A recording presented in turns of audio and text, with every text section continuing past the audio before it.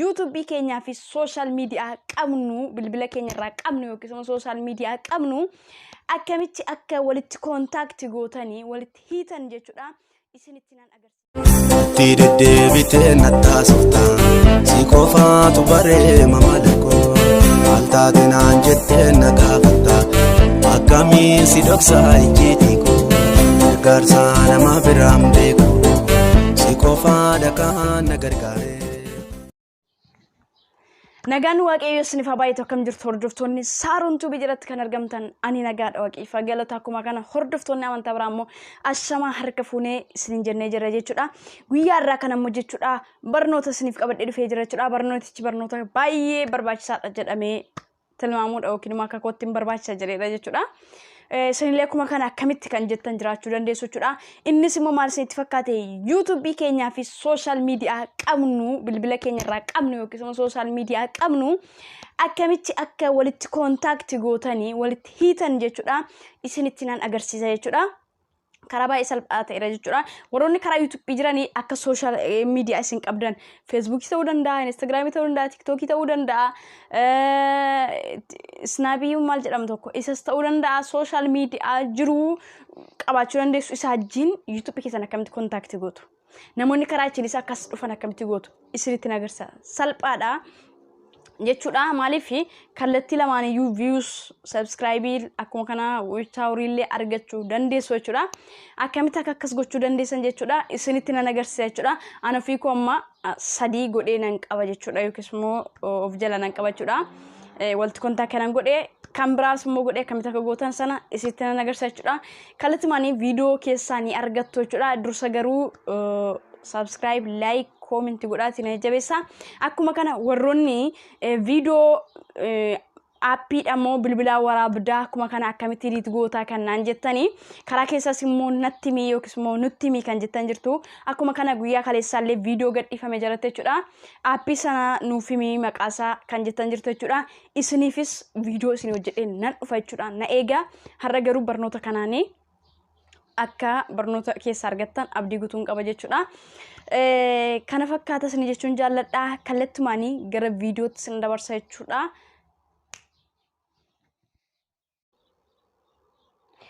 gara barnootaatti ceena jechuudha akkamitti social media wajjin YouTube keenya hiine YouTube keenya illee guddisuu akkamitti akka dandeenyu isinitti nan agarsiisa jechuudha hamma dhumaatti naafaanatti bu'aatii na hordofaa jechuudha akkamitti akka fuunee contact walitti yookiis immoo walitti hidhachuu dandeenyu fakkeenyaa fi an walitti hidhee kanan qabu isinitti nan agarsiisa dursa jechuudha osoo iddoo sanan deemini kunoo akkuma beekamu iddoon itti fakkeenyaa fi abaawutiin namaa jiramti abaawutii kiyya jala deeme isin agarsiisa kunoo yoo argitan jechuudha YouTube ko Facebook ko wajji walitti hidhamee jira jechuudha namni social media Facebook qabu tokko Saaraa fi Yesuus jira kan jedhu kana yoo gadi tuqee browserii filachiisee browserii keessaa tokkooni kallattiidhaanii gara YouTube'tiin na qunnamuu danda'a saaroo yoo kana yoo tuqe immoo Telegram'n na qunnamuu danda'a jechuudha saaroon keetiim kan jedhu kana yoo tuqe immoo TikTok'n na qunnamuu danda'a jechuudha social media barbaadanii fiddanii tarreessu dandeessu jechuudha anko amma 3tu jira jechuudha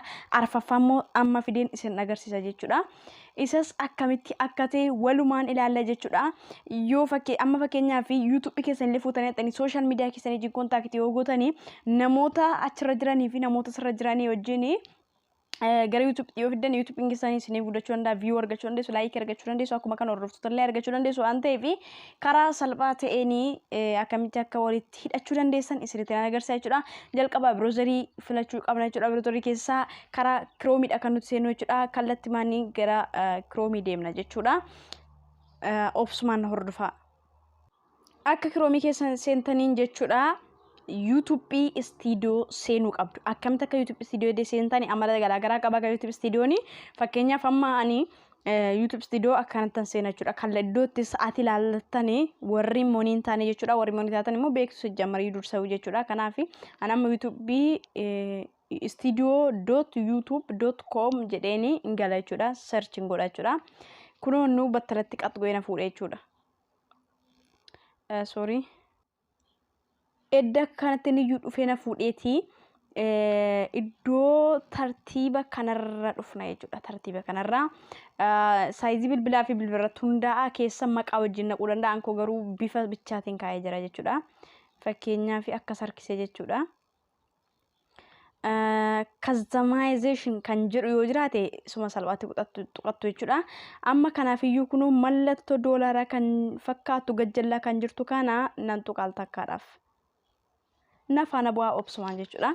Al takkaa gaafan kanatti gad tuqu jechuudha. Filannoo sadiitu naaf ba'a jechuudha. Naaf obsa neetworkii koodha jechuudha.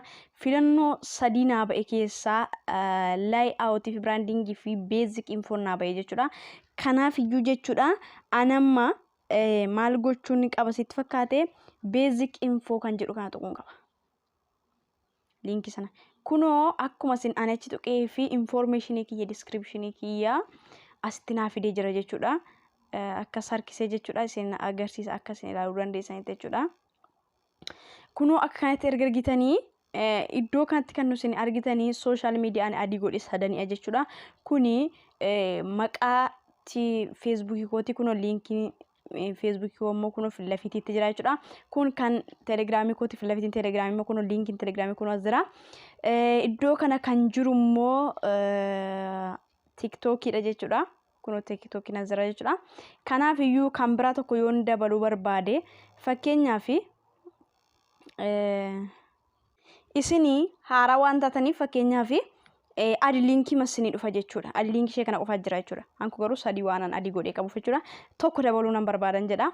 Iddoo kana adi linkii kan jedhu al takkaan rukuta. Sana booddee filannoo lama naaf fide jechuudha. Kuni maqaa social media sana yookiin Facebook yoo fidde maqaa Facebook keessa iddoo kanatti qubee dheeraa moo fudhatu garuu rakkoon qabu gabaabsanii yoo keessan linkii iddoo kanatti kan Facebook yoo ta'e salphaadha jechuudha. Kanaaf iyyuu ani iddoo kanatti amma fakkeenyaaf kan peejii Facebook koon adii gochuu barbaade haa jennu jechuudha. Iddoo kanatti immoo linkii peejii koon fida jechuudha. Amma fakkeenyaaf dursa nan barreessa. Iddoo kanatti yoon barreesse fakkeenyaaf linkii peejii koo dheeraadha garuu gabaabseen kaan jechuudha.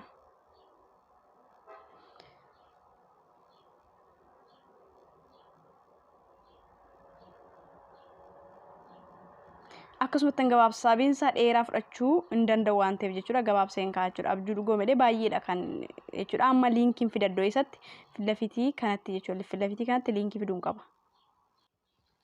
Kunuutti fakkeenyaaf peejii Facebook kooti kun jechuudha. Abjuu dhugoomee jedha. Achi booddee kana fakkeenyaaf linkii immoo kamitti koppii goona moor kan jedhu kana tuqnee achi booddee kunoo koppii peejii linkii kan jedhu ni jira. Al takkaa cuqaasee koppii godhe. Linkii ani fide sana iddoo kanatti ana koppii godha jechuudha. Amma fakkeenyaaf kunoo inni iyyuu naa fide waan ta'eef erga kana godhee maal gochuun qaba jechuudha. Ol adeemtanii kunoo isiniin harkisa jechuudha. Akkasinitti mul'atutti kunoo seevii yookaan immoo paablish kan jedhu jira waan ta'eef iddoo kana tuqeen keessaa baa jechuudha. Inni iyyuu kunoo argitanitti seef naa ta'ee jira jechuudha. Go channel naan jedha. Channel keessa jala deemee ilaali jedha. Walumaan deemnee immoo ilaalla jechuudha. Fakkeenyaaf adii ta'e social media 4 ta'uu qaba gaa kunoo. Kanaaf iyyuu isa deemnaa qaxxannee channel bira deemna jechuudha. Kunoo channel bira deemnee akka kanattidha jechuudha. Fakkeenyaaf adii ta'eera moo hin taane kan jedhuuf immoo kunoo fakkeenyaaf nuti iddoo kana irra deemnee kunoo yoo argitan jechuudha. Kunootti FB jedhee kunoo abjuu dhugoome jedhee jalqabe inni yoo kaxxanii gara isatti fudhata jechuudha. Gara peejii Facebook fudhata jechuudha. Kana fakkaata barnoonni guyyaa har'aa jechuudha. Kan waan dhaggeeffataniif galatooma. Egaa kanatti social media keessan wajjin kontaaktii walitti godhachuu dandeessu. Achirraa illee namoonni hordoftoota baay'ee qabaatan as fidattanii jechuudha. YouTube keessan illee guddisuu dandeessu ni jechuun jaalladha. Gaaffii yoo qabaatan na gaafadha. Aappii akkamitti waraabda akkamitti edit goota warnaan jettan immoo jechuudha. Obsaan na eegaa viidiyoo isiniif nan hojjedha jechuudha. Akkamitti akkan aappii maaliin akka waraaba akkuma kana akkamitti akka ta'e isinitti nan hima jechuudha. Maaliin edit goota kan jettan illee jirtu jechuudha. Isiniif nan hima jechuudha. Galatooma. Deddeebitee nattaasofta si qofaatu bareema malakoo altaate naan jettee na gaafatta akkamiin si dhoksaa ijjiitii koo gargaarsa nama biraan beeku.